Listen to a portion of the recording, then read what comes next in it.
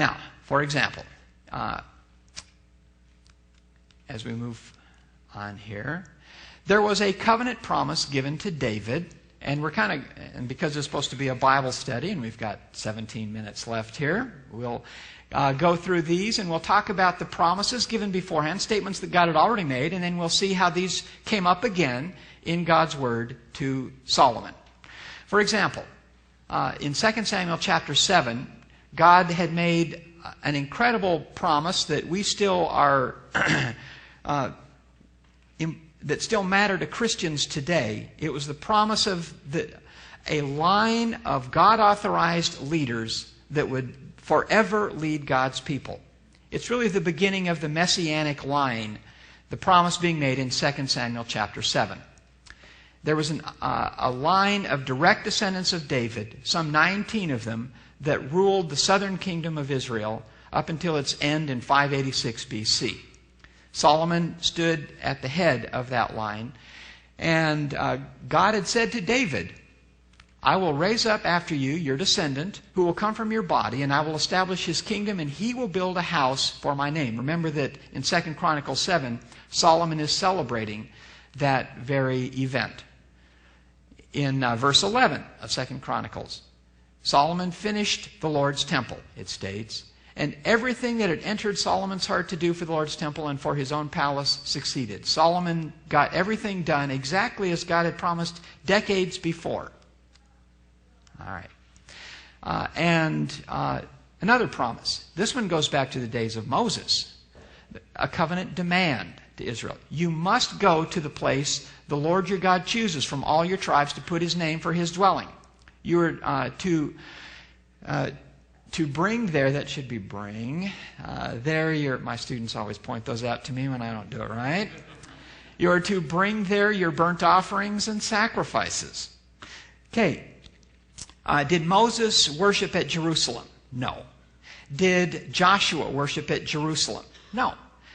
In fact, there was a promise made, as you can see there in Deuteronomy 12, mentioned twice elsewhere in the book of Deuteronomy, that God was going to someday pick one spot out of the promised land and say, that's the one spot where I want all of my people to come together. They're going to be separated from one another geographically and in various other ways, slightly in subcultures. But 3 times a year, I want all the men, all the covenant members to come together so that we can reunite and be one people again. I want to have one spot. The Canaanites had high places and they had other worship sites, and they were a scattered kind of culture. God said, I don't want that for you guys. I want to have a way to bring you all together. I'm going to pick a spot, and once that spot is chosen, I want you 3 times a year to have all the males come and to sacrifice to me. And indeed, there in 2 Chronicles chapter 7, verse 12, God said, this is the place. This is it. Jerusalem, this temple. I could have picked a whole lot of other spots, but this is the one I wanted. I have chosen this place for myself as a temple of sacrifice. And so God, the promise-making God, is the promise-keeping God. He had said to Moses he would someday select it. At this propitious moment, that site was officially recognized. It was the Jerusalem temple. Now, there's a warning in Leviticus 26, and it's a very important one, a dark warning. If after these things you will not obey me, I will make your sky like iron. Again, Israel was not accountable to the Canaanites, to the Egyptians, or anybody else. They were accountable to God. And God was the great enforcer of his expectations. And one of the ways that God enforced his laws was through nature. Nature is a tool of God. If after these things you'll not obey me, I'll make your sky like iron. And then you remember in 2 Chronicles 7:13, if there's that warning also there, a warning to Solomon, but really it's just a reminder. If I close the sky so there is no rain, now why would God have ever closed the sky in the days of Solomon or the kings thereafter? The answer would be because Israel had made some bad choices. They had decided to leave the path of God and go their own way. And it was going to create consequences. Dark consequences. Or maybe cloudless consequences. Whatever. Maybe bright consequences. But it wasn't just that one warning. God was going to do other things. He had promised centuries before. This also from the Law of Moses, the book of Leviticus, that great blessing and warning chapter 26. If after these things you will not obey me, I will cut off your supply of bread. Israel did not have any good rivers that worked. Remember, the Jordan River started out below sea level and went down from there. And so there was no usable river. They didn't have any ways to pump the water up into irrigable fields.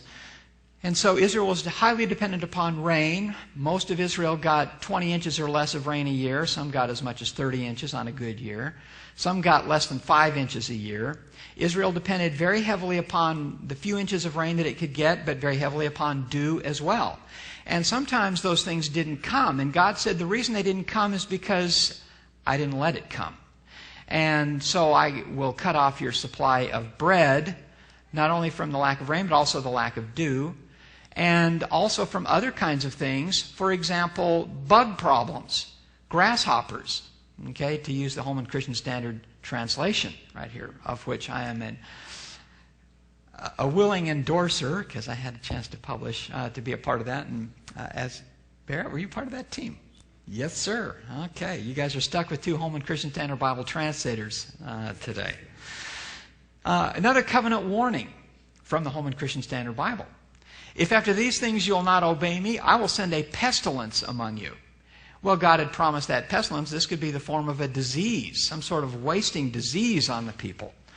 And God had said that to Moses. He reminded Solomon of those solemn words. But then there's also this wonderful promise, and it's really in many ways the peak, the high point, the full color zone in 2 Chronicles chapter 7. But it is not something that had never been seen before, because also in the Law of Moses there are wonderful promises that await those who, once they have deviated from the Lord, and after they return, they can expect good things. You will search for the Lord. After you've quit searching for Him, you're going to figure out you can't make it without Him. And when you do, you'll find Him when you seek Him with all your heart and all your soul. He will not leave you. God is a faithful God. He promised to Moses in an encounter on Mount Sinai, when Moses was put in a cleft of the rock, God pronounced His name, and then He declared who He was to Moses. And one of the things He said is that He was a God who is there at all times. A God, Rav Chesed ve'emet, great with faithful love and truth. God never gives up, even though we don't deserve it. And so He won't leave His people, and He will reward them when they do return to Him.